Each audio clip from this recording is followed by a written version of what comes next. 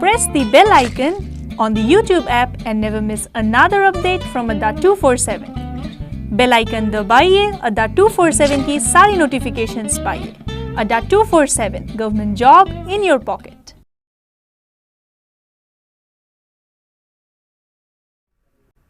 Hello friends and a very good morning to all of you. This is Anchal and I welcome you all on Adda247. The topic that we'll be discussing today is fillers, as you all know. So we are here with questions that are based on fillers. In a question you will get 2 blanks and for 2 blanks you will be getting 5 options each, right? And you have to select the most appropriate answer for the blank. You need to take care of one thing, that just by looking at the first blank you cannot mark the answer of the second blank. क्यों? क्योंकि कभी-कभी क्या होता है, first blank आप देखते हो तो second blank का meaning change हो जाता है. So similarly, once you talk about the first blank and then you talk about the second blank. अच्छा, while solving fillers you get certain clues in your examination. ठीक है, जब आप fillers solve करते हैं तो आपको examination में कुछ clues मिलते हैं. If I talk about these clues, so आपको क्या देखना होता है? What is given before and after the blank. Generally what helps you out here is fixed prepositions. ठीक है, fixed prepositions as in सबसे ज़्यादा help जो करने वाला है fixed preposition है. How will that help you? Now when you know that it is to or when you know it's with, yeah, right? If I say let it be, if I say this is with, right, you're given with entrusted, you're given with thrust, you're given with apply, you're given with contradict and none of these. Okay, if these are your answers, now tell me which word would you select. आप बताओ कौन सा word आप select करोगे. That's very common that you will be selecting only one word out of all, right? आप सिर्फ एक ही शब्द यहाँ से select कर रहे होगे किसी में से भी. क्यों? Because you know this is a fixed preposition, this with is a fixed preposition that can only be placed with only one word. यहाँ पर जितने भी words दिए हुए हैं उन सब में से सिर्फ एक word के साथ आप इसको लगा सकते हो. बताओ, quickly tell me where shall I place this, कहाँ पर मैं इसको place करूँ quickly. क्योंकि देखो thrust के साथ, apply के साथ, contradict के साथ none of these तो खैर हो ही नहीं सकता. So we can only and only place with entrust. Now, entrusted with का मतलब होता है कि आप किसी को responsibility दे रहे हो. You give responsibility to somebody and then you use this word entrusted with, or we can say my friend entrusted me with his valuables. ऐसा बोल सकते हैं ना? So this is the condition that yes, entrusted के साथ. So fixed prepositions help you a lot when you go for fillers in clerk examination. ठीक है, clerk examination में fillers आपको बहुत ज़्यादा help करते हैं. So to begin with this, let's have our questions on screen. अपने questions को लाते हैं एक एक करके and then we'll discuss one by one. Let's have the first question on screen. Here it is. Drawing attention to the pitfalls of dash solely on uranium as a fuel for nuclear reactors, Indian scientists warned that uranium will not last for long and thus research on thorium as its dash must be revived. Now quickly tell me what shall I place here in order to mark the correct answer. बताओ, इस answer को mark करने में मैं कौन सा select करूँ जो बिल्कुल करेक्टली सिलेक्ट होगा.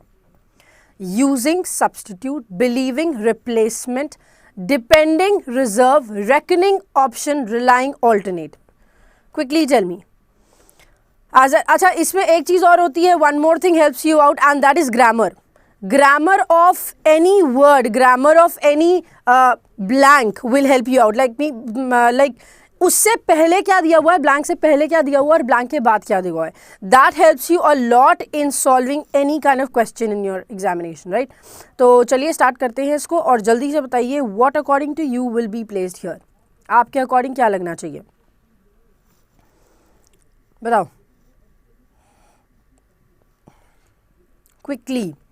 Drawing attention to the pitfalls of, pitfalls of किसी चीज के पिटफॉल्स की बात कर रहे हो, ऑफ यूजिंग सोली, और believing solely, of depending solely, of reckoning solely, of relying solely. Of is followed by verb in ING form and all the options are given in ING form only, है ना. जो आप use करने की अगर सोचते हो कि ऑफ एक प्रेपोजिशन है, प्रोपोजिशन के बाद वर्ब्स लगते हैं तो आईएनजी फॉर्म में लगते हैं, तो सारे के सारे वर्ड्स आईएनजी में ही दिए हुए हैं.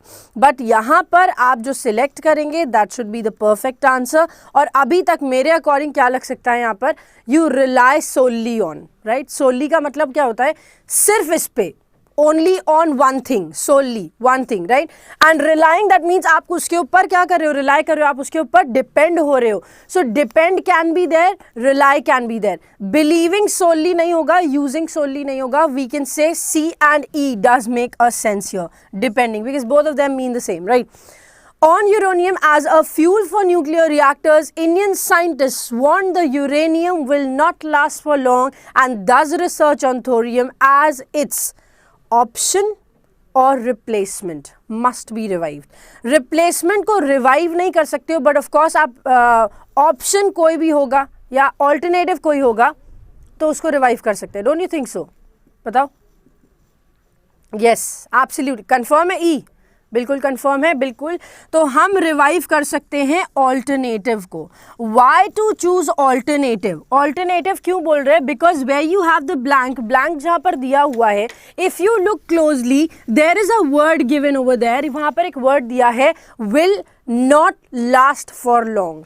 If something will not last for long, अगर कोई चीज़ लंबे समय के लिए नहीं आई, अगर कोई चीज़ लंबे समय के लिए नहीं टिकती है तो उसके जैसा हमें दूसरा चाहिए, राइट.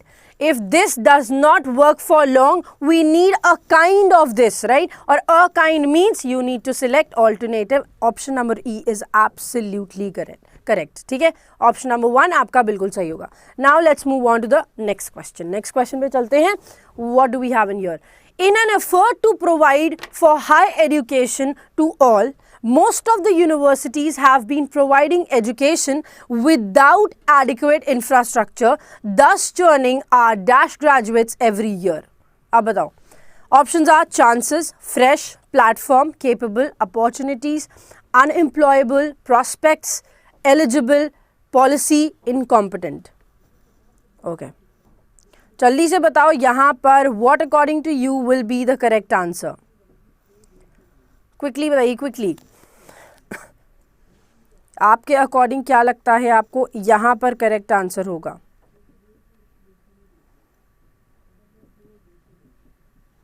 जल्दी से. Chances, fresh, platform, in an effort to provide dash for higher education. Higher education के लिए इंसान क्या प्रोवाइड कर सकता है? सोचो, क्या प्रोवाइड कर सकता है? चांसेस प्रोवाइड कर सकता है? Chances no. प्लेटफॉर्म प्रोवाइड कर सकता है? Of course yes. Opportunities provide कर सकता है? यस. प्रॉस्पेक्ट्स? यस. पॉलिसी नहीं प्रोवाइड करेगा. So you have options to select from B, C और डी. अभी भी आपके पास बचे हुए हैं सिलेक्शन के लिए, राइट. एफर्ट दिया है कुछ करने, हाँ, और उसके बाद देखो क्या दिया हुआ है, in an effort to provide dash for high education. In an effort to provide dash for higher education, so you can provide a platform, you can provide opportunities, you can provide prospects for higher education to all. Most of the universities have been providing education without adequate infrastructure, thus churning our. अब देखो, we require a negative word here. Why? In the second blank we require a negative word. Second blank में हमें negative word क्यों चाहिए? Why do we require a negative word in the second blank? क्यों चाहिए हमें? I tell you why. Because just before it we say without adequate education. Adequate education नहीं है तो उनका ग्रेजुएट्स कैसे निकलेंगे बताओ? Are graduates will be unemployable, eligible और केपेबल. फ्रेश, इनकॉम्पिटेंट कैसे होंगे?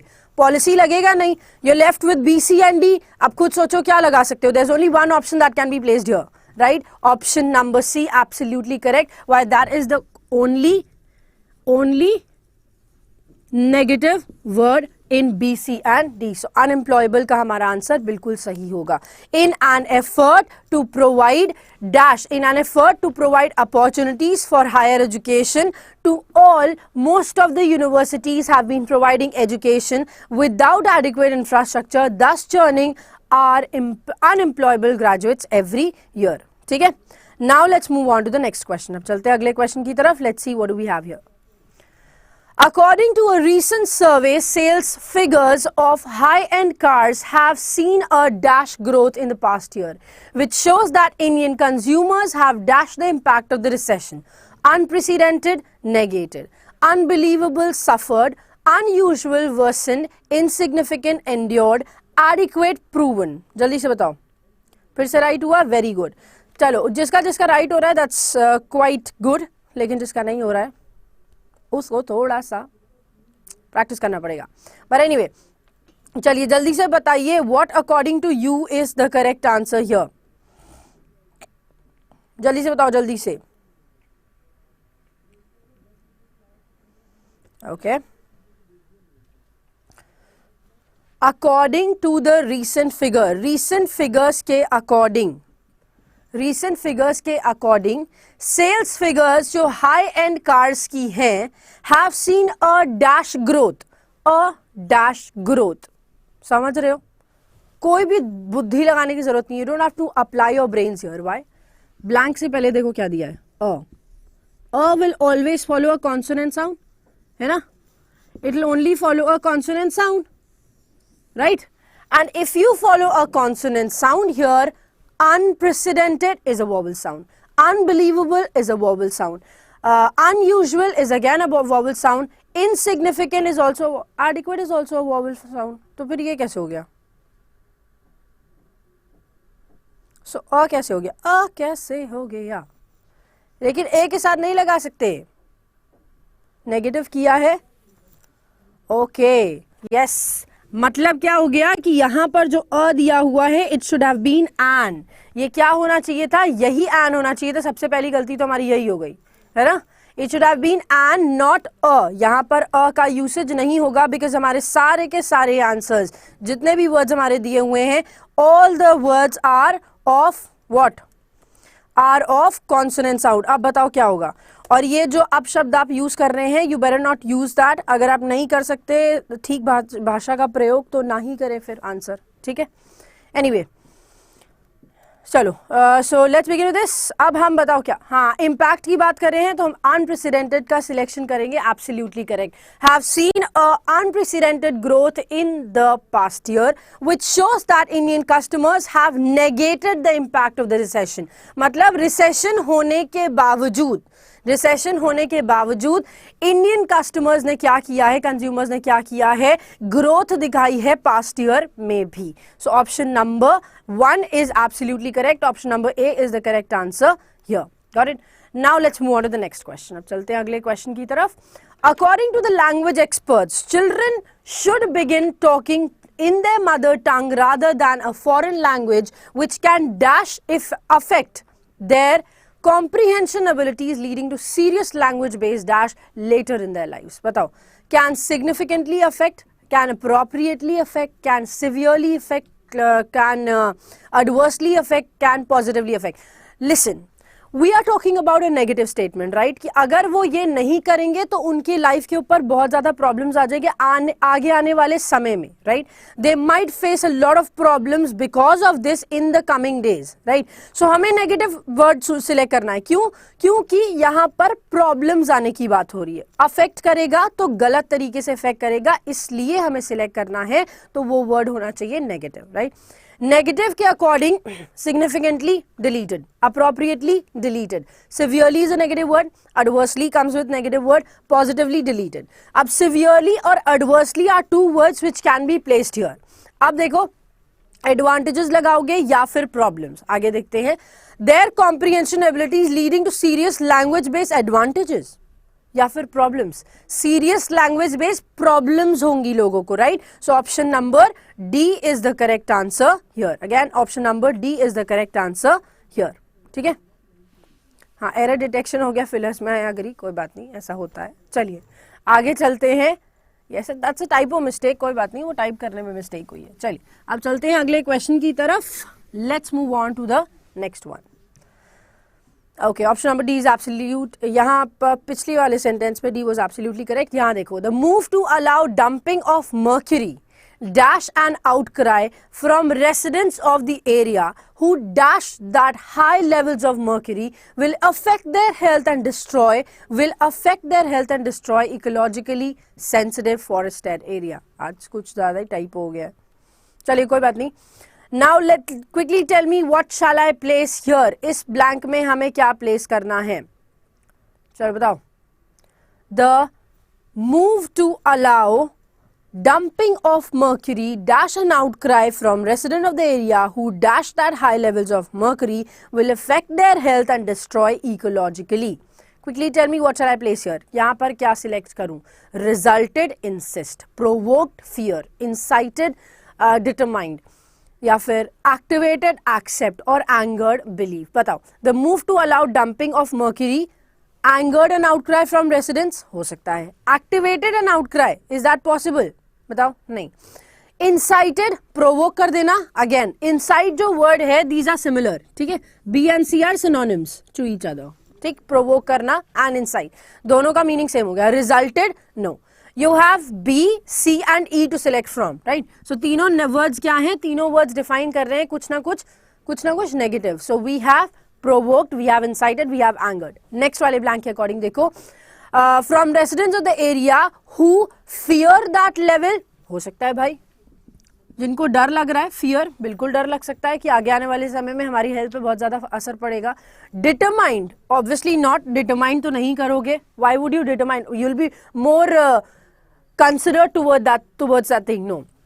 And E में belief दिया हुआ है, so according to the second blank you can easily identify option number B will be your correct answer, ठीक है। सेकेंड वाले blank के अकॉर्डिंग आप B अपना correct answer मार्क कर सकते हो, ठीक है। That's it. Now let's move on to the next question. अगले question पे चलते हैं। Let's have the next question on screen. Dash has been taken against some wholesale drug dealers for dealing in surgical items without a valid license and maintaining a stock of dash drugs।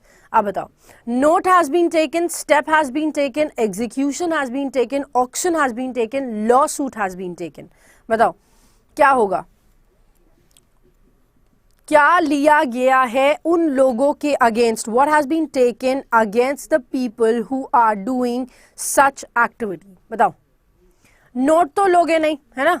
Note का मतलब क्या हो गया? That means somebody came, किसी ने बोला कि यार ये लोग ऐसा ऐसा काम कर रहे हैं, you heard about it, you noted it। No, option number A does not make any sense।